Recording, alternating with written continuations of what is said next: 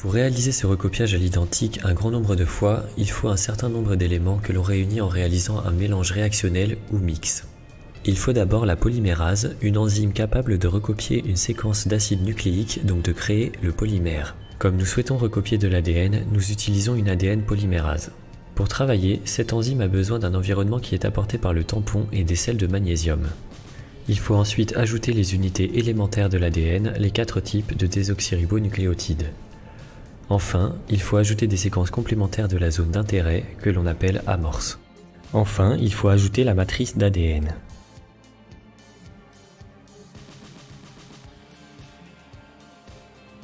Au premier cycle de la PCR, on dénature les doubles brins d'ADN en chauffant le mélange à 95 degrés, ce qui détruit les liaisons qui relient les bases AT ou CG entre elles.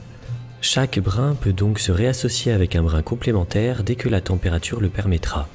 Dans le mix réactionnel, nous avons introduit des amorces complémentaires, elles vont donc s'associer à leurs brins correspondants lorsqu'on descend la température de notre mélange entre 55 et 65 degrés. Elles constituent ce qu'on appelle une amorce, c'est-à-dire un point de démarrage pour l'ADN polymérase. Lors de ce premier cycle de température 95-55 degrés puis 72 degrés, nous allons produire de nouveaux brins d'ADN complémentaires de l'ADN matrice qui commencent tous par une amorce et sont plus ou moins longues selon le temps qu'on a laissé à la polymérase pour travailler.